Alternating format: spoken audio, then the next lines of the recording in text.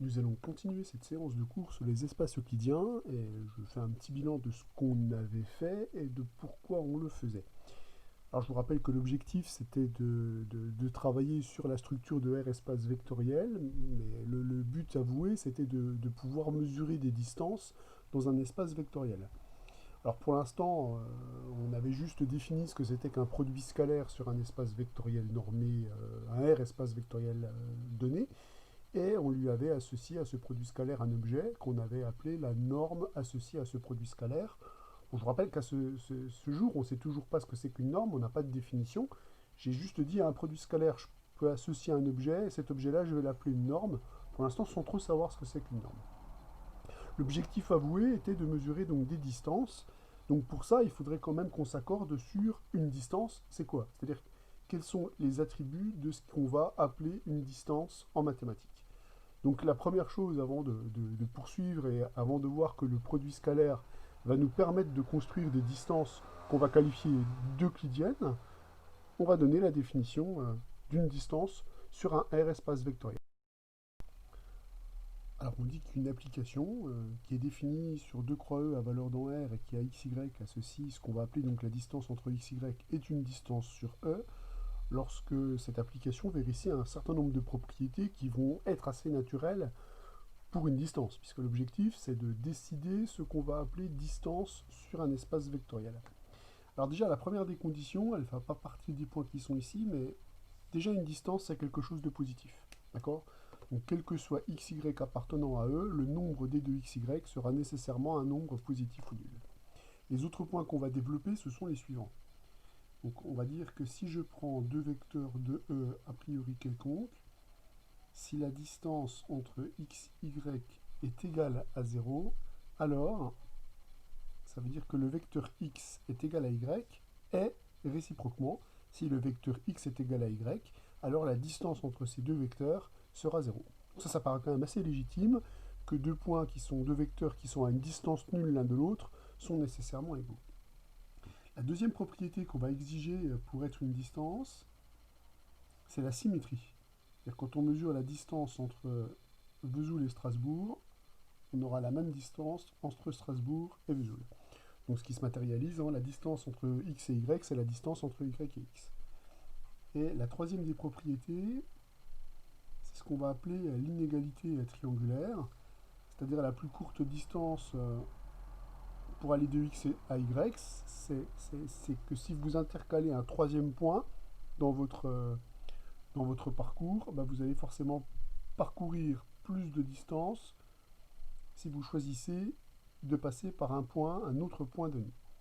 Donc cette inégalité, elle est célèbre, elle s'appelle l'inégalité triangulaire. Donc toute application donc à valeur définie de E croix E à valeur dans R+, et qui vérifie ces trois relations-là, eh bien ça s'appelle une distance sur un espace vectoriel. Voilà, donc ça c'est à prendre comme une définition, et en général ces points-là, on appelle ça les axiomes de la distance, c'est-à-dire c'est ce qu'on a décidé pour qu'une application soit une distance sur un espace vectoriel. Donc nous, ce qu'on va essayer de faire, c'est de montrer qu'avec l'introduction d'un produit scalaire, avec un produit scalaire sur un espace vectoriel, on peut construire une distance euclidienne, c'est-à-dire une distance construite à l'aide d'un produit scalaire et de la norme associée à ce produit scalaire. Mais encore une fois, pour ça, il va falloir qu'on décide de ce qu'on appelle une norme. Donc là, je vais introduire une autre définition. Alors on va appeler norme sur un R espace vectoriel toute application donc définie sur E à valeur dans R+. Donc ça fait partie quand même de la définition. Votre application, il faudra quand même bien voir et vérifier qu'elle est à valeur dans R+, qui vérifie ce qu'on appelle trois axiomes. Alors on appelle ça axiome parce que ce sont des propriétés qui caractérisent une norme. On a décidé qu'une norme devait vérifier ces propriétés. Donc on va donner le nom des différents axiomes, en tout cas c'est comme ça qu'on les appelle en mathématiques. Donc il y en aura trois. Il y a ce qu'on va appeler l'axiome de séparation, dans un premier temps. On va appeler l'axiome d'homogénéité. Et on va voir que ces axiomes-là, on ne s'est pas intéressé à ces propriétés-là par hasard. Vous allez reconnaître des propriétés qui sont associées aux espaces vectoriels. donc axiome d'homogénéité. Et enfin, le petit dernier, ce qu'on appelle l'inégalité triangulaire, ce qui est déjà une vieille connaissance, puisqu'on sait qu'une application, pour être une distance, elle doit vérifier ce qu'on appelle l'inégalité triangulaire. Donc on voit bien que cette notion de norme, elle a été conçue un peu sur mesure pour pouvoir construire une distance. Mais là encore une fois, vous verrez que certains exemples sont édifiants. Donc l'axiome de séparation, il dit la chose suivante. Il dit que si je prends n'importe quel vecteur de E, la norme de ce vecteur est nulle si et seulement si ce vecteur est nul. Donc voilà ce qu'on appelle l'axiome de séparation. Une application est une norme, déjà si elle vérifie cet axiome, la norme de x est nulle si et seulement si x est nul. L'axiome d'homogénéité est un axiome qui est lié à qu'est-ce qu'on veut que cette norme, enfin quel comportement on veut qu'a cette norme pour les lois d'espace vectoriel. Donc on a vu deux opérations dans les espaces vectoriels, la somme des vecteurs et la multiplication d'un vecteur par un scalaire, la loi externe. Là je vais m'occuper de ce qui se passe pour la loi externe, c'est-à-dire que devient la norme de lambda fois x, où lambda est un scalaire et x un vecteur. Et bien ça sera la valeur absolue de lambda fois la norme de x. Et enfin l'inégalité triangulaire, si je me donne deux vecteurs de E, donc ça c'est le comportement de n vis-à-vis de la somme, la norme de la somme sera toujours plus petite que la somme des normes. Donc pour être une norme, il faut vérifier trois propriétés, j'ai envie de dire quatre avec celle-là qu'il ne faut pas oublier. Il faut vérifier que l'application n sépare, on appelle ça l'axiome de séparation, et les deux propriétés qui sont relatives aux opérations sur les espaces vectoriels, l'homogénéité et l'inégalité triangulaire pour la somme de vecteurs et pour la multiplication par un scalaire. Donc voilà ce qu'on appelle une norme, et on va voir que déjà des normes on en connaît, et on va voir que ça va nous permettre de construire des distances. Alors évidemment je vais tout de suite enchaîner sur ce que je vais appeler un exemple vraiment fondamental, c'est-à-dire que tout le début du cours est construit pour cela, pour l'instant. Donc l'exemple absolument fondamental, puisqu'en plus il va être général à tout R espace vectoriel. Donc imaginez que vous ayez un espace pré-hilbertien réel, donc je vais me donner soit E muni de crochet un espace pré-hilbertien réel, c'est-à-dire un espace vectoriel réel, donc un espace vectoriel réel muni d'un produit scalaire.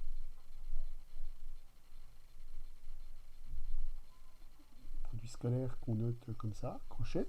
Donc si je me donne cet espace vectoriel, on avait défini une application qu'on avait appelée norme associée à ce produit scalaire. On avait défini une application qui était la racine carrée du produit scalaire de x par x pour tout x appartenant à E. Et cette application, on l'avait appelée norme associée au produit scalaire. Alors est-ce qu'on avait bien le droit, ou est-ce qu'on avait bien le droit d'appeler cette application norme associée à un produit scalaire? Ah ben, j'affirme que oui. J'affirme que double barre est une norme sur E. Donc ça, je l'affirme, et c'est un point vraiment très important. Si je me donne n'importe quel produit scalaire, eh bien, en prenant l'application ci-dessus, c'est-à-dire l'application qui, au vecteur x, associe la racine du produit scalaire de x par x, eh bien, en prenant cette application-là, on définit une norme sur E. Donc, on peut définir autant de normes qu'il y a de fait de produits scalaires. Alors évidemment, ça exige une démonstration, mais vous voyez bien que cette démonstration, c'est directement une des propriétés qu'on a démontrées. Cette démonstration, c'est exactement le théorème 7. Puisque dans le théorème 7, qu'est-ce qu'on a vérifié? On a vérifié, et chaque point en est la vérification, le théorème 7 nous dit que cette application double barre, elle vérifie l'axiome de séparation, elle vérifie l'axiome d'homogénéité, elle vérifie l'inégalité triangulaire. Donc donne le fait que l'application double barre vérifie eh bien, les trois axiomes pour être une norme sur l'espace vectoriel E pour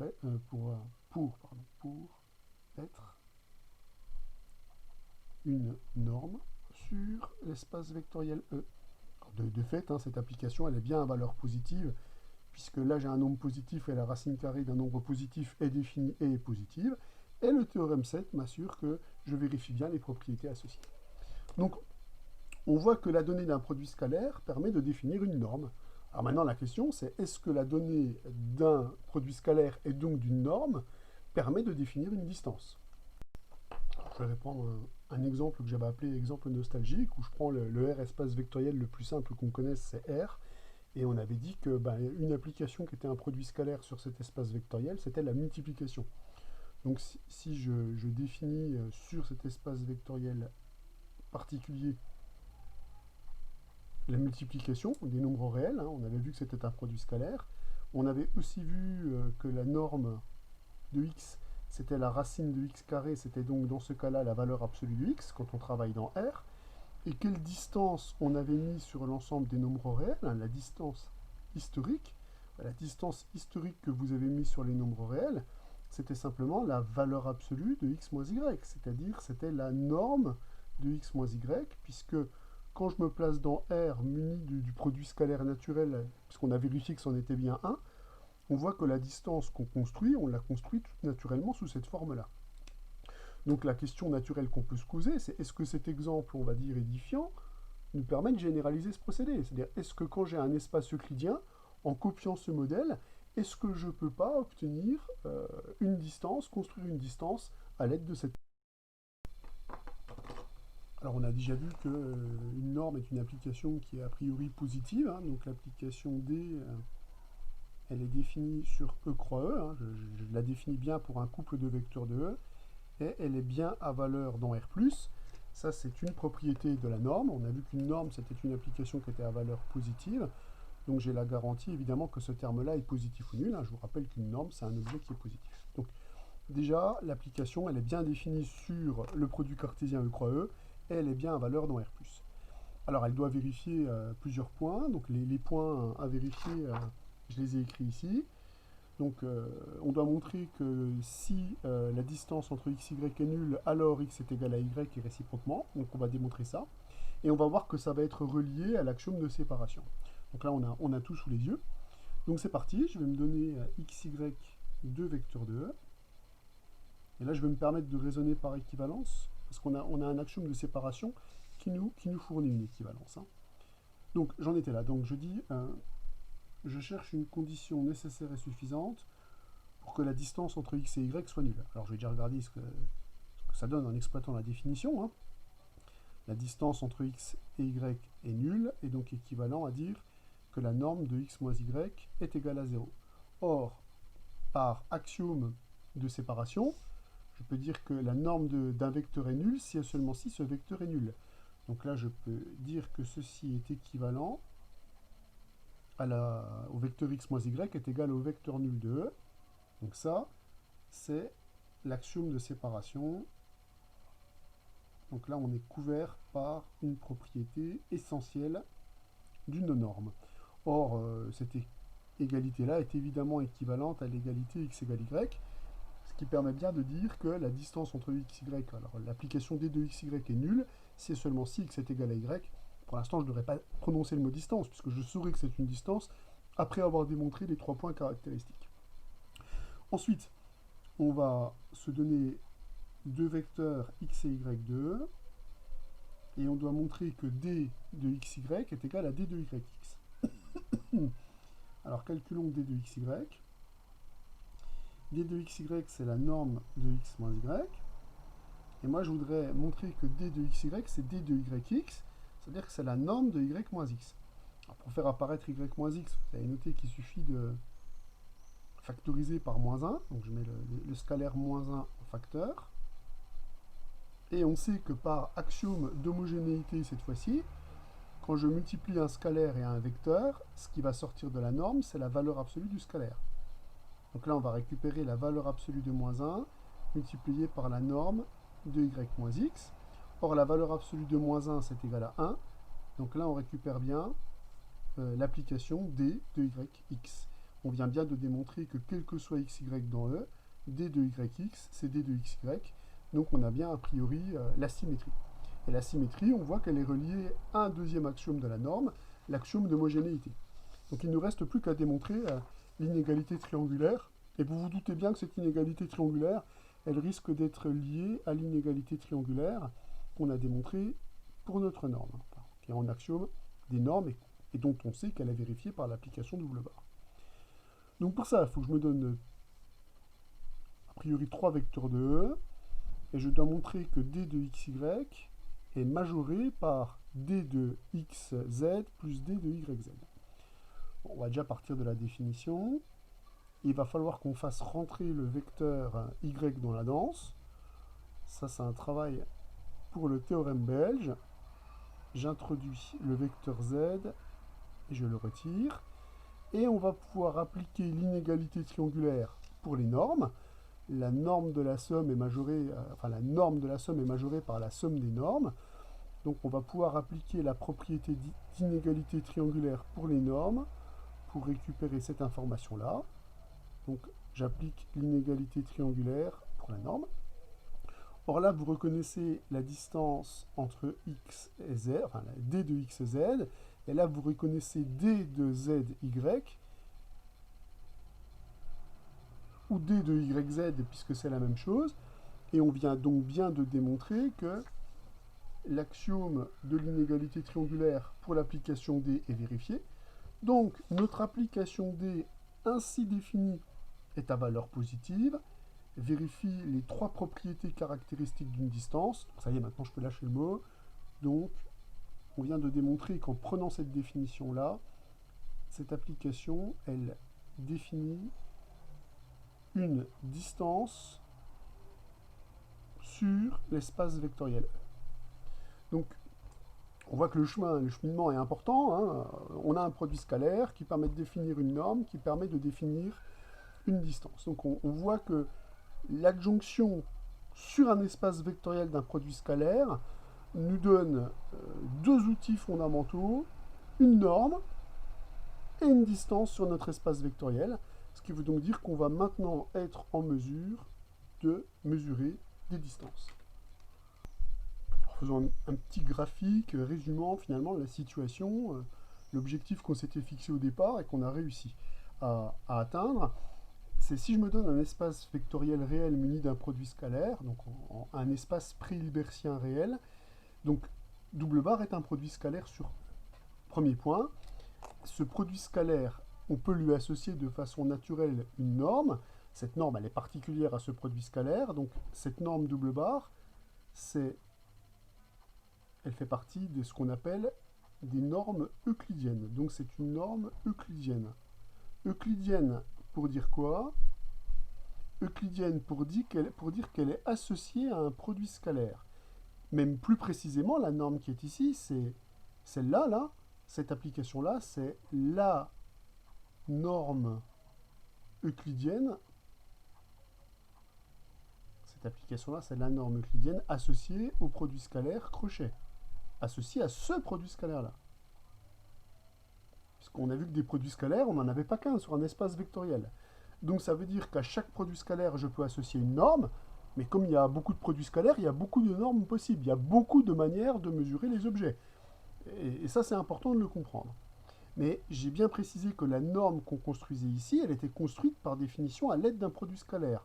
Donc on appelle ça une norme euclidienne. Vous verrez un petit peu plus tard l'année prochaine que toutes les normes ne sont pas euclidiennes. Il y a des normes qui ne se construisent pas sous cette définition-là, c'est-à-dire qui ne se construisent pas avec un produit scalaire. Donc là, on est en train de construire une norme particulière. Je vous rappelle qu'une norme, c'est une application qui vérifie les propriétés qui sont ici. On vient de voir en particulier que si on a un produit scalaire, on peut construire une norme. Mais attention, rien ne dit que toutes les normes se construisent de cette façon-là. Et je vous le dis tout de suite, c'est faux. La plupart des normes ne sont pas des normes euclidiennes. Donc justement, pour bien dire quel est le type de norme qu'on est en train de construire, on rajoutera très souvent le mot euclidien. Euclidien pour dire que la norme se construit avec un produit scalaire. Vous verrez par exemple ce qu'on appelle la norme Manhattan. Elle ne dérive pas d'un produit scalaire, elle n'est pas associée à un produit scalaire. Et donc avec cette norme, on a vu qu'on pouvait construire une distance. Donc même chose, cette application vérifie les propriétés des distances, Mais toutes les distances ne s'écrivent pas avec une norme, donc toutes les distances ne s'écrivent pas avec une norme qui en plus dérive d'un produit scalaire. Donc ces distances qu'on construit à l'aide d'une norme qui elle-même est héritée d'un produit scalaire, on appelle ça une distance euclidienne. Et je dis bien une distance euclidienne. Puisque si vous prenez deux produits scalaires différents, vous construisez deux normes différentes, donc vous construisez deux distances différentes. Donc on n'aura pas une distance, on aura des distances, on aura des manières de mesurer des objets. Et ça d'ailleurs, ça nous ouvre des horizons. C'est-à-dire qu'on pourra choisir une distance qui est adaptée à ce qu'on veut mesurer. Donc attention, des distances, il y en a beaucoup plus. Hein. Il y a des distances qui ne sont pas du tout euclidiennes, il y a des distances qui ne s'expriment pas du tout avec une norme, et il y a des normes qui ne s'expriment pas du tout avec des produits scalaires. Mais par contre, ce qu'on a vu, c'est essentiel, c'est que la donnée de cet objet-là, la donnée d'un produit scalaire, permettait de définir une norme, permettait de définir une distance. C'est-à-dire, à coup sûr, quand on a un produit scalaire, une norme lui est associée et une distance lui est associée. Et on va voir beaucoup plus.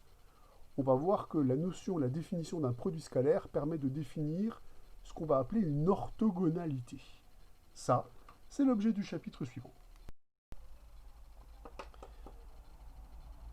Alors là, on arrive à un chapitre qui est le chapitre clé quelque part des produits scalaires, puisque ces produits scalaires, évidemment, nous permettent de construire une norme à une distance. Ça, c'est évidemment formidable. Et je vous l'ai déjà dit, des distances, il y en a qui ne sont pas construites à l'aide de produits scalaires. Donc, ce n'est pas la seule fin. Mettre un produit scalaire sur un espace vectoriel réel, il y a une autre raison pour laquelle on va faire ça. Et l'autre raison, c'est parler d'orthogonalité. Alors, déjà, je vais vous redire ce que vous avez vu dans votre passé sur l'orthogonalité. Je vais essayer de faire une synthèse de ce que vous avez vu du collège, quelque part, au lycée. Alors, le premier contact avec l'orthogonalité du collège, eh bien c'est l'angle droit. C'est-à-dire que pour vous, l'orthogonalité est associée à la notion d'angle et à la notion d'angle droit, puisqu'en fait, vous dites que les vecteurs AB et les vecteurs AC sont orthogonaux, si et seulement si ils forment un angle droit de 90 degrés. Donc, pour vous, l'orthogonalité, c'est ça. Et cette orthogonalité, vous en avez donné une caractérisation dans le plan R2. Dans R2, qu'est-ce que vous avez dit? Vous avez dit que le vecteur AB était orthogonal au vecteur AC, si et seulement si. Alors, vous ne l'avez pas énoncé comme ça, bien sûr, mais l'objectif était là, en fait. Hein. Donc, si et seulement si, le triangle ABC est rectangle en A. Et rectangle au point. Donc, voilà l'orthogonalité que vous avez définie. L'orthogonalité du collège, c'est l'orthogonalité de l'entre-droit. Donc ça veut dire que l'orthogonalité, vous l'avez associée au collège à une notion qui est entièrement géométrique. C'est l'angle droit. Donc évidemment, vous avez cherché à caractériser cette orthogonalité de manière numérique. C'est-à-dire, ok, la géométrie c'est bien, ça c'est la vision géométrique que l'on a de l'orthogonalité au collège, dans le plan. Donc ça c'est ce qu'on appelle la vision géométrique. Voilà, ces vecteurs sont orthogonaux parce qu'il y a un angle droit. Ok, super. Mais nous, ce qu'on aime bien, c'est avoir une vision numérique aussi, pour pouvoir faire des calculs, pour pouvoir justifier, démontrer que deux vecteurs sont effectivement orthogonaux.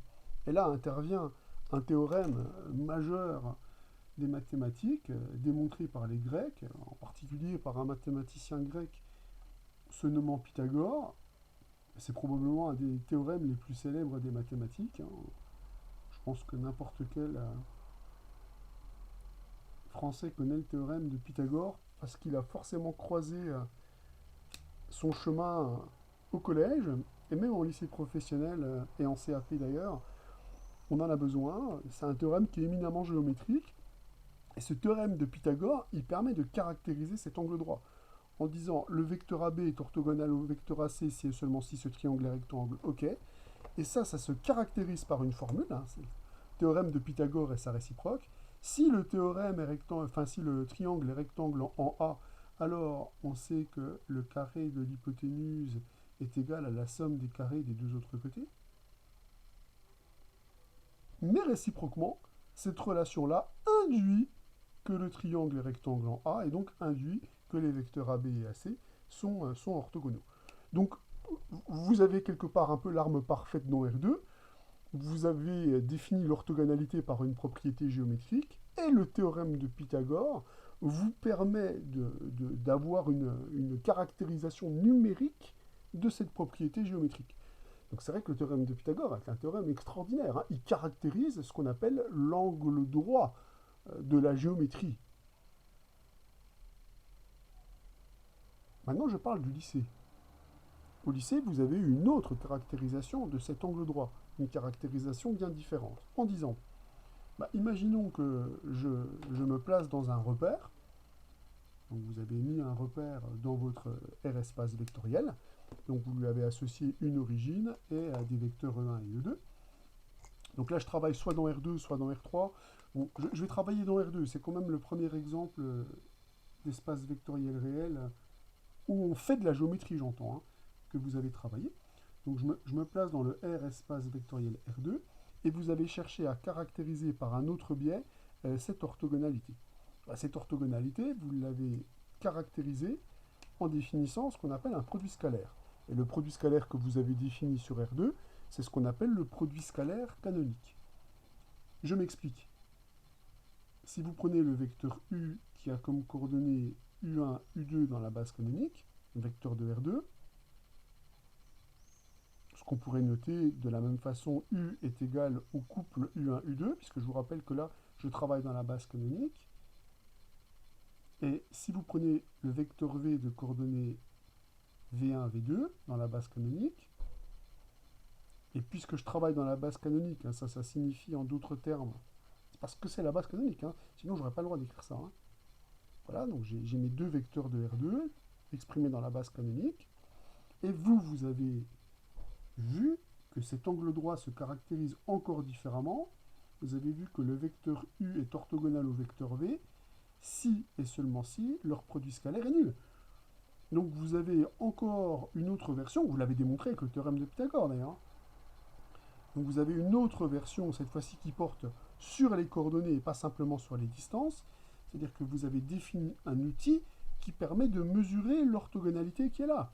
C'est-à-dire que vous avez dit que ces deux vecteurs étaient orthogonaux si et seulement si leur produit scalaire est nul, si et seulement si U1V1 plus U2V2 est égal à 0. Donc là, vous avez encore une autre version qui se déduit directement du théorème de Pythagore, c'est que la caractérisation de l'orthogonalité peut se faire sur un système de coordonnées. C'est-à-dire une fois que dans le plan R2, vous avez dit « je travaille dans cette base canonique », donc la base qui est formée du vecteur de coordonnées 1, 0 et du vecteur 0, 1, eh bien l'orthogonalité se traduit directement sur les coordonnées des vecteurs. Donc c'est encore une avancée supplémentaire, c'est que vous avez caractérisé l'angle droit géométrique par une propriété directement accessible sur les coordonnées de notre vecteur dans, j'insiste bien, la base canonique de R2. C'est-à-dire que tous ces calculs-là fonctionnent quand vous décomposez votre vecteur dans la base E1, E2, où E1 c'est le vecteur de coordonnées 1, 0, et E2 c'est le vecteur de coordonnées 0, 1. Évidemment, hein, sinon ça ne fonctionne absolument pas. Donc voilà ce que vous avez fait au collège et au lycée. Les deux étapes, l'orthogonalité, c'est Pythagore sur les distances, mais l'orthogonalité se traduit aussi par un produit scalaire nul quand je prends le produit scalaire canoniquement associé à mon espace vectoriel R2, c'est-à-dire celui qui est défini par cette propriété. Voilà, donc ça, c'est le collège, c'est le lycée. Voilà. Maintenant, quel est l'objectif des classes préparatoires? Quel est l'objectif des espaces euclidiens et pré-hilbertiens réels de façon générale en mathématiques? Parlons plutôt de mathématiques. Eh bien, l'objectif, c'est de prendre le problème à l'envers.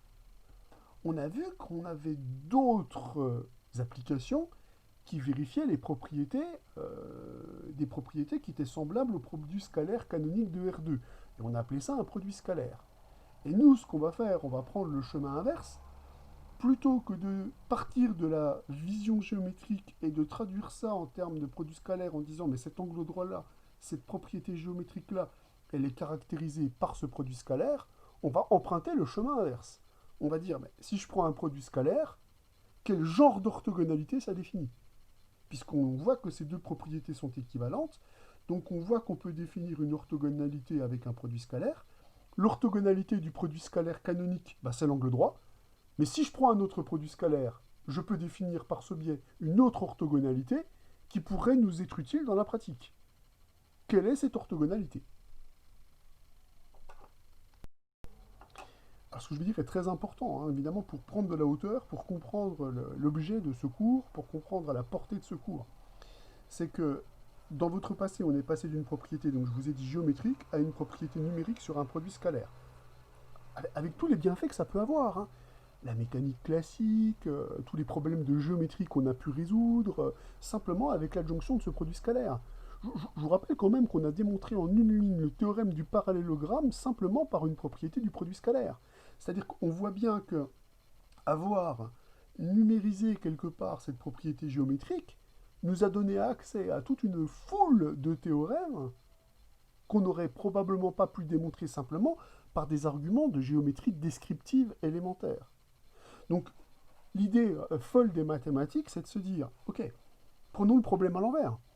Est-ce qu'on ne peut pas partir d'un produit scalaire, voir quel genre d'orthogonalité ça définit, et utiliser cette orthogonalité pour faire avancer des problèmes mathématiques, mais dans un contexte abstrait. Je vais plus forcément travailler dans R2 et dans R3, et je vais regarder quelle est l'orthogonalité, étudier l'orthogonalité qui est définie par un produit scalaire sur un espace euclidien.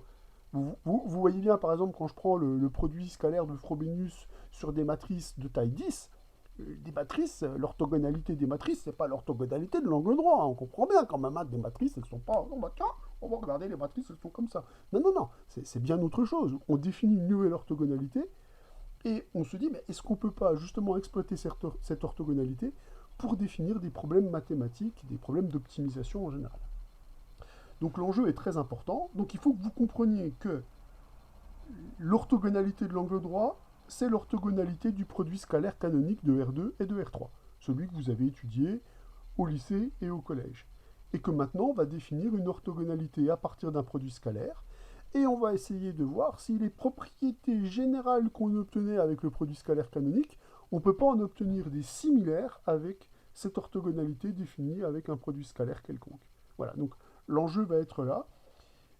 Et vous allez voir que je vais faire des dessins. Et quand je vais parler d'orthogonalité, ben, les dessins, je vais les faire avec l'orthogonalité de l'angle droit. Parce que notre intuition, elle est quand même... tout notre passé au collège et au lycée a été justement l'orthogonalité de l'angle droit. Mais ayez conscience que ce n'est pas une orthogonalité de l'angle droit. Mais on a besoin de formaliser notre intuition sur des dessins. Donc attention, l'orthogonalité est définie, on va le voir, avec un produit scalaire. Et deux vecteurs orthogonaux pour un produit scalaire quelconque, c'est pas ça. Un effort d'abstraction va vous être demandé ici. Alors dans la définition numéro 10, on est vraiment au cœur de ce que j'ai raconté dans les remarques précédentes. C'est que si je me donne un espace pré-hilbersien réel, c'est-à-dire un R espace vectoriel muni d'un produit scalaire, deux vecteurs sont dits orthogonaux. Alors évidemment, le mot orthogonaux, il est relatif au produit scalaire, donc sont dits orthogonaux pour le produit scalaire qu'on a défini sur notre espace euclidien, lorsque justement le produit scalaire entre U et V est nul. Donc l'orthogonalité ici, elle dépend du produit scalaire qu'on a mis. Alors on le notera sous cette forme-là, U orthogonal à V. Alors sachant que quand on manipulera plusieurs produits scalaires, on pourra indiquer en dessous du symbole orthogonal le produit scalaire pour lequel on a l'orthogonalité, bien entendu. Donc voilà, U orthogonal à V relativement à ce produit scalaire signifie que le produit scalaire de U par V est nul. Donc on définit l'orthogonalité à l'aide du produit scalaire. On prend donc le chemin opposé à celui que vous avez pris au collège et au lycée. Alors à partir de là, on peut revoir le vocabulaire que vous avez vu au lycée, la notion de famille orthonormée, la notion de famille orthogonale. Donc commençons par une famille orthogonale. Donc une famille de vecteurs 2 est dite orthogonale si les vecteurs distincts, évidemment, sont 2 à 2 orthogonaux. Donc distinct, ça signifie que si je prends deux indices différents, alors le produit scalaire entre UI et UIJ est nul, ou de manière équivalente, pour I différent de J, le vecteur UI est orthogonal au vecteur UJ. Donc ça, c'est la notion de famille orthogonale. Alors on va parler maintenant de famille orthonormée ou orthonormale.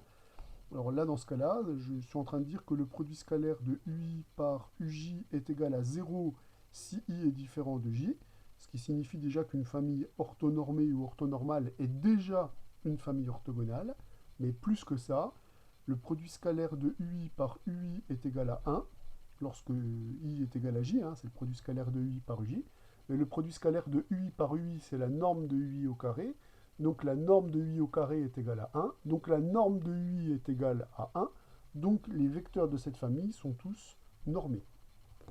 Donc ça c'est quelque chose que j'ai peut-être pas écrit, je ne m'en rappelle plus en fait, hein, pour dire que la norme de U est égale à 1, donc est équivalent à dire que la norme de U au carré est égale à 1. Donc ça signifie que le vecteur U est, on dit qu'il est normé. Alors on dira aussi que U est unitaire.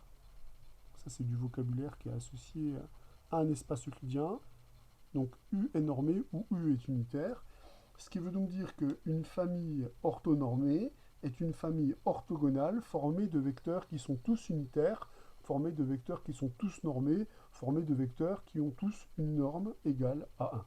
Voilà le vocabulaire associé à ce produit scalaire. Alors je vais donner quelques exemples. Alors je vais donner mon premier exemple dans l'espace vectoriel dans lequel on a l'habitude de travailler. Et je vais écrire une phrase qu'on aura beaucoup l'habitude de voir. Je vais dire dans R2 canoniquement euclidien. Alors, ça veut dire quoi R2 canoniquement euclidien? Ça veut dire quoi ça, concrètement? Bah, ça veut simplement dire que vous êtes en train de travailler dans R2 muni du produit scalaire usuel. C'est-à-dire, si je prends mon vecteur de R2 qui est symbolisé par le couple U1, U2, et si je prends mon vecteur V qui est symbolisé par le couple V1, V2 de R2, quand je dis que cet espace vectoriel est canoniquement euclidien, ça veut donc dire que le produit scalaire que je considère sur l'espace vectoriel R2, c'est le produit scalaire usuel des vecteurs de R2. C'est-à-dire c'est le produit scalaire qui est défini par U1, V1 plus U2, V2. Alors pourquoi il s'appelle canoniquement euclidien? Mais parce que la base canonique de R2 est une base orthonormée pour ce produit scalaire. Donc la base E1, E2 est une base orthonormée. Alors base orthonormée, on l'écrira BON pour le produit scalaire, pour ce produit scalaire, le produit scalaire qu'on dit canoniquement euclidien. Canoniquement euclidien, ça veut dire que la base canonique est orthonormée pour ce produit scalaire. Et effectivement, le vecteur E1, je vous rappelle qu'il a comme coordonnée 1, 0. Le vecteur E2, il a comme coordonnée 0, 1. Si vous calculez la norme du vecteur E1, je vous rappelle que la norme du vecteur E1, c'est la racine carrée du produit scalaire de E1 par E1. Le produit scalaire de E1 par E1, c'est 1 fois 1 plus 0 fois 0. Donc je vais récupérer la racine de 1 qui fait 1. La norme du vecteur E2, c'est quasiment la même chose, hein, sauf que c'est 0 fois 0 plus 1 fois 1. Donc là, vous allez récupérer de la même façon racine de 1. Et si vous calculez le produit scalaire de E1 par E2, avec la définition, vous allez récupérer 1 fois 0 plus 0 fois 1, vous allez récupérer 0. Donc on retrouve bien que cette famille-là est une base orthonormée pour ce produit scalaire. Donc R2 canoniquement euclidien, ça veut dire c'est le produit scalaire qui rend orthonormée la base canonique de R2. Voilà, alors par exemple pour ce produit scalaire euclidien, je peux dire que le vecteur de coordonnées 1, moins 1, eh bien, il est orthogonal au vecteur de coordonnées moins 1, 1. Effectivement, si vous calculez le produit scalaire entre ces deux vecteurs, celui-ci je vais l'appeler A et celui-ci je vais l'appeler B, le produit scalaire entre A et B, pour ce produit scalaire-là, eh bien c'est donc 1 fois moins 1 plus moins 1 fois 1, c'est donc égal à 0. Donc on obtient bien que le vecteur A et le vecteur B, ils sont orthogonaux pour ce produit scalaire. Par contre, ces vecteurs ne sont pas normés, puisque si on calcule la norme de A, on va récupérer la racine carrée du produit scalaire de A par A. Donc la racine de 1 plus 1, on va récupérer racine de 2. Donc voilà les règles de calcul qu'on a dans le produit scalaire de R2 canoniquement euclidien. Alors, on sent bien que cette propriété, on peut la généraliser, hein. Ça veut dire quoi?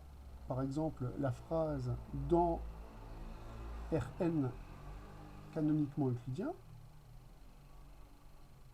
dans Rn canoniquement euclidien, ben là encore une fois, ça veut dire qu'on va travailler avec le produit scalaire usuel de Rn, c'est-à-dire celui qui rend orthonormé la base canonique.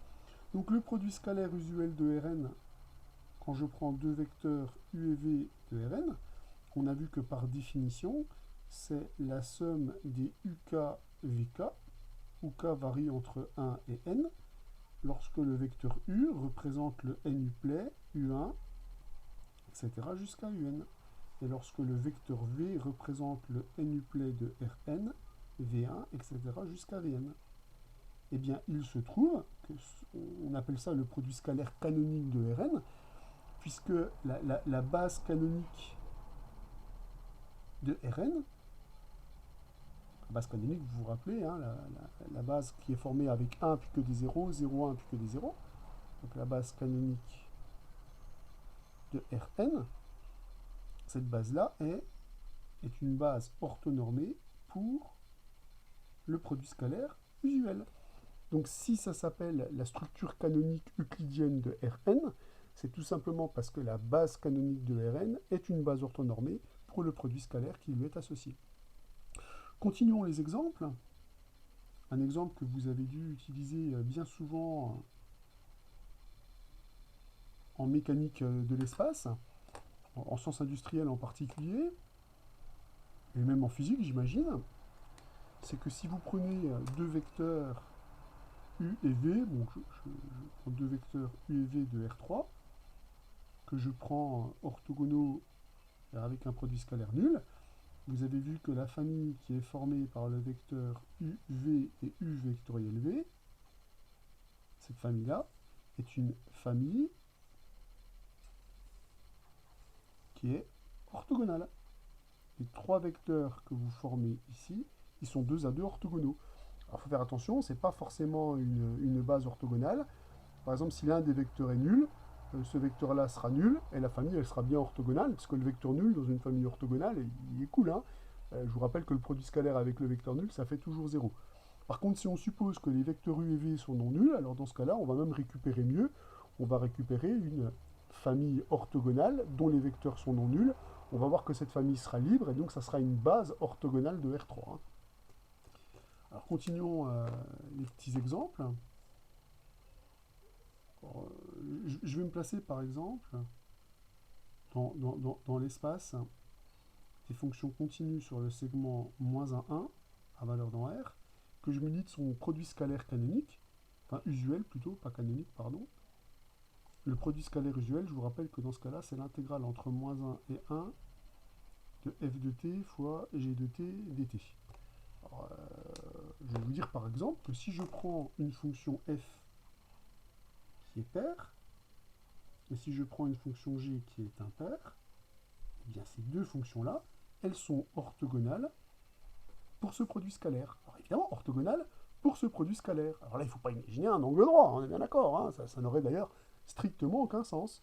Mais c'est le produit scalaire qui fonde l'orthogonalité. Donc pour savoir si ces deux fonctions sont orthogonales, bah, il suffit que je calcule leur produit scalaire. Donc je vais récupérer donc l'intégrale entre -1 et 1 de f de t, g de t dt. Et cette intégrale-là, elle est effectivement nulle. Pourquoi?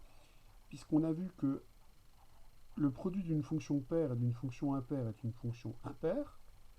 Et on a vu dans le cours d'intégration que quand on intègre une fonction impaire sur un intervalle qui est symétrique par rapport à 0, on récupère 0.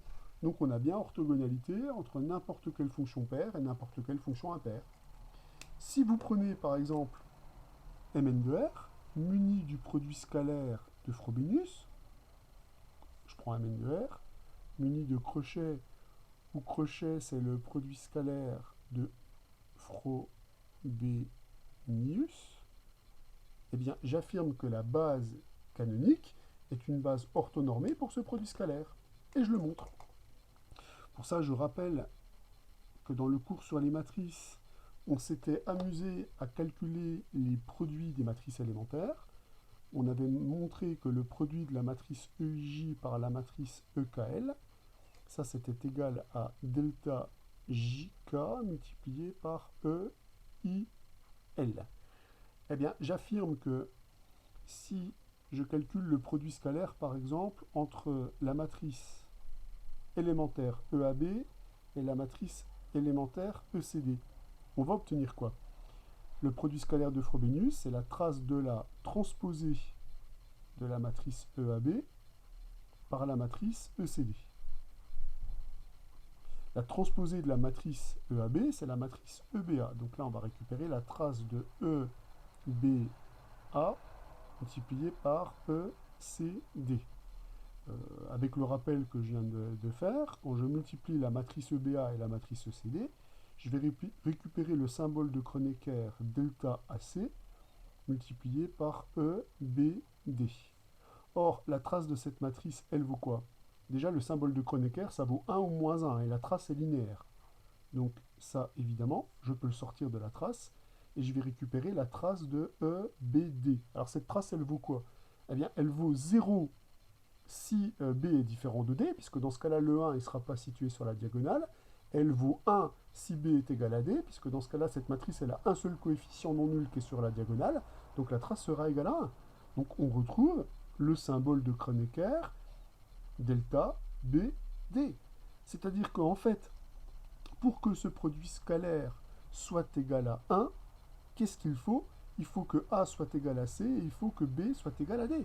Donc ce qu'on est en train de dire, c'est que ce produit scalaire-là, il vaut 0 si le couple AB est a priori différent du couple CD, et il vaut 1 si le couple AB est égal au couple CD. Moralité, qu'est-ce qu'on vient de dire? On vient de dire que la famille des EAB où A et B varient librement entre 1 et n est bien une base orthonormée de Mn de R pour le produit scalaire de Frobenius, puisqu'elle vérifie les propriétés des bases orthonormées. Le produit scalaire de deux matrices qui sont les mêmes est égal à 1, et si je prends deux matrices de cette forme-là qui sont différentes, leur produit scalaire est nul. Donc, la base canonique de Mn de R est une base orthonormée pour le produit scalaire de Frobenius. D'où l'importance de ce produit scalaire particulier. Ce produit scalaire est fondamental parce qu'il rend orthonormée la base canonique de Mn de R, base orthonormée pour le produit scalaire de Frobenius. Donc on voit que les produits scalaires qu'on a étudiés sont en général des produits scalaires qui sont les produits scalaires pour lesquels la base canonique de l'espace dans lequel on travaille est une base orthonormée. Et évidemment, ces produits scalaires-là, ils auront une importance particulière. Alors, un dernier exemple dont la base est la théorie des séries de Fourier. Si je prends les fonctions qui AT associent cosinus nt, j'affirme que cette famille est une famille orthogonale pour le produit scalaire usuel des fonctions continues sur l'intervalle 0 de pi. Alors ça veut dire quoi ce charabia? Ça veut dire que je dois me donner deux entiers naturels n et m, que je vais supposer différents, et en toute logique, si je calcule le produit scalaire de fn par fm, je dois montrer que ce produit scalaire est nul. Définition d'une famille orthogonale. Alors, je calcule le produit scalaire, donc j'obtiens l'intégrale entre 0 et 2π de cosinus nt multiplié par cosinus mt. Donc là, il faut que je sois capable d'intégrer cette fonction-là. Je sais que quand j'ai un produit ou une puissance de fonction circulaire, pour intégrer, il faut que je linéarise. Donc là, je vais utiliser ma formule de linéarisation qui est donnée par mes formules générales. Je sais que cosinus A, cosinus B, c'est 1 demi de cosinus A plus B plus cosinus A moins B. Évidemment, on récupère ce produit-là en additionnant ces deux formules fondamentales. Et donc, le produit scalaire de Fn par Fm va donc être égal à, alors par linéarité de l'intégrale, le 1,5 va se factoriser, et on va récupérer l'intégrale entre 0 et 2π, donc de cosinus n plus mt, plus cosinus n moins m t dt. Maintenant que l'expression est linéarisée, on va pouvoir calculer des primitives. Donc on va récupérer ici sinus de n plus m t sur n plus m. Donc j'intègre une fonction affine, n plus m. Qu'est-ce que j'ai encore bricolé là? Donc c'est n plus m, évidemment qui n'est pas nul, hein, puisque n et m sont des entiers naturels distincts. Donc il y en a forcément un des deux qui est strictement positif. Quand je dérive ça, je dérive la composée avec une fonction affine, donc j'ai le n plus m qui va sortir. Donc plus, de la même façon, sinus n moins m t sur n moins m pour les mêmes raisons, ceci pris entre 0 et 2π. Et quand on évalue la fonction, alors pareil, hein, ça c'est bien défini puisque n est différent de m. Hein.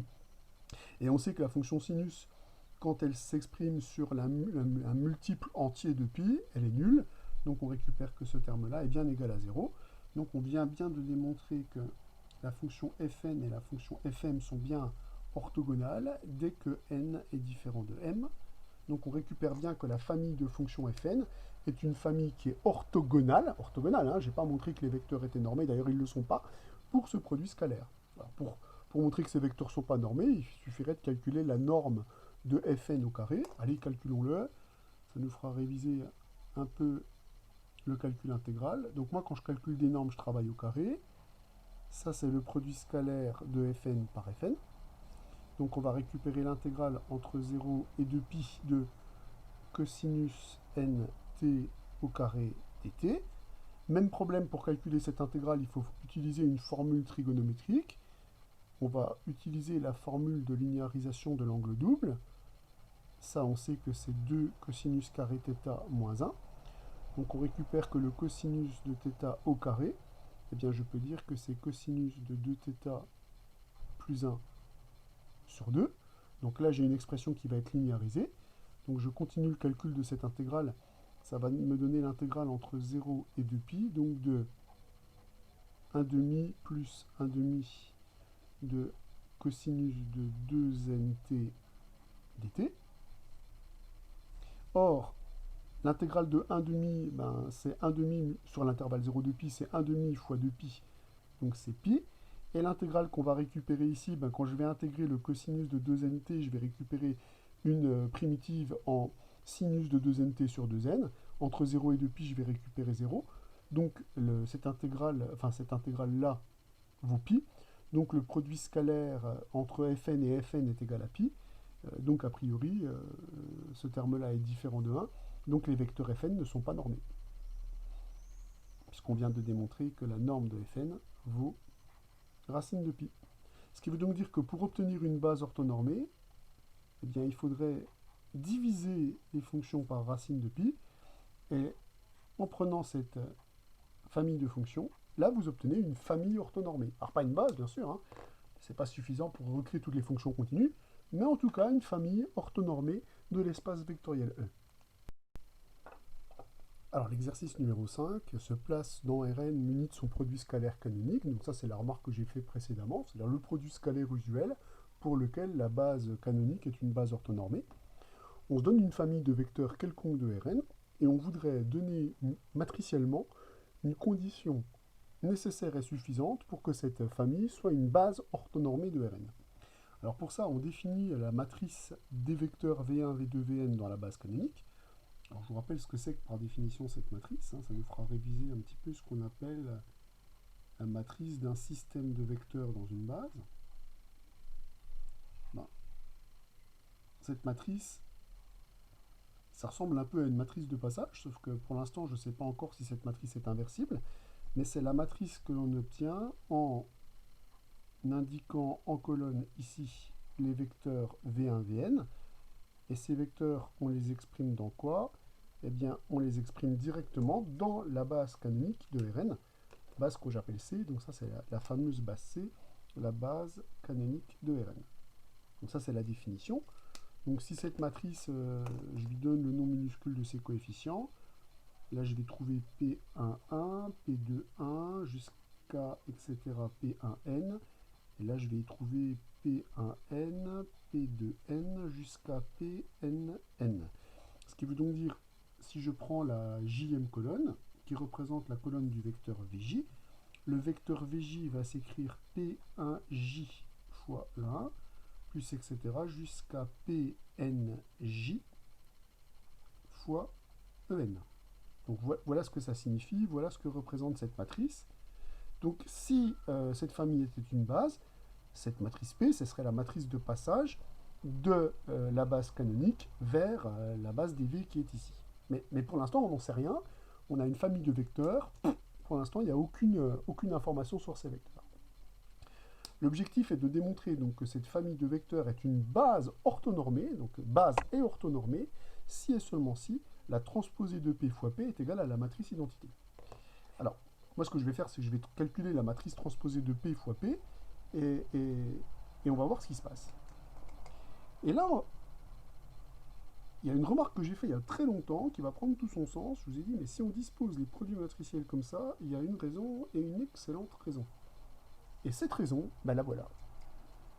Quand j'écris un produit matriciel, donc ici j'écris la matrice transposée de P, je vais écrire la IM ligne de la matrice transposée de P, et je vais écrire la JM colonne de la matrice P, puisque moi ce qui va m'intéresser, c'est d'être capable de calculer le coefficient de la IM ligne et de la JM colonne de cette matrice. Moi ce qui m'intéresse, c'est ça, c'est quel est le coefficient de la IM ligne et de la JM colonne de cette matrice. La IM ligne de la matrice transposée de P, c'est la IM colonne de la matrice P, je vais y arriver. Donc la IM colonne de la matrice P, ses coefficients, c'est A1I, A2I, etc. jusqu'à ANI. Donc la IM ligne de cette matrice, c'est la IM colonne de la matrice des transposés. Sauf que c'est pas des A, c'est des P. Oh, misère, misère. Ça m'énerve. Pas possible ça. Pourtant A et P, c'est quand même pas pareil. Bon, bref. Donc ça sèche. Je vais pouvoir écrire la JM colonne. La JM colonne de P, c'est P1J, P2J, etc. jusqu'à PNJ. Voilà.